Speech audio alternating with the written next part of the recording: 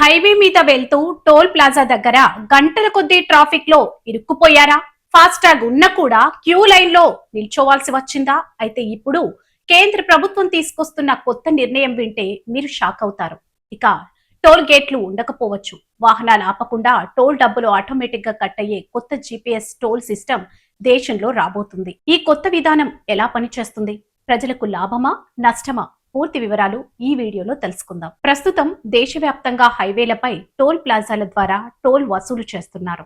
FASTag వచ్చిన తర్వాత కూడా చాలా చోట్ల ట్రాఫిక్ సమస్యలు పూర్తిగా తగ్గలేదు.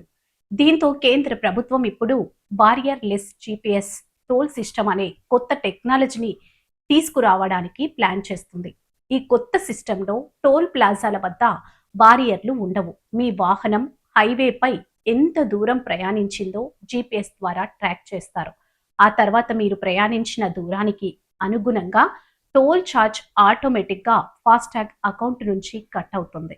అంటే ఇకపై వాహనం ఆపాల్సిన పని లేదు, క్యూ లైన్లో నిలబడాల్సిన పని లేదు.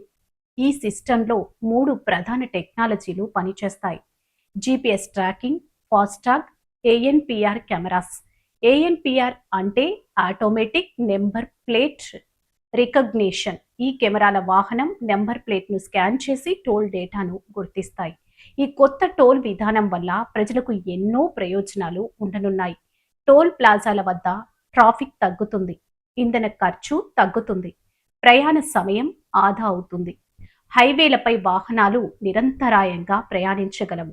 ముఖ్యంగా లాంగ్ డ్రైవ్ చేసేవారికి ఇది భారీ రిలీఫ్ అవుతుందని చెబుతున్నారు.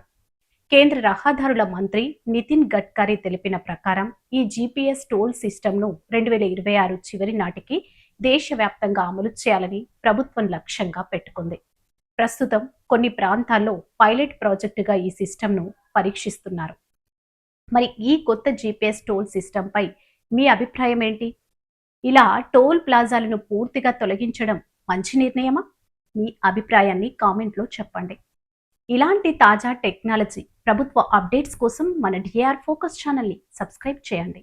వీడియో నచ్చితే ఒక లైక్, షేర్ చేయడం మర్చిపోవద్దు.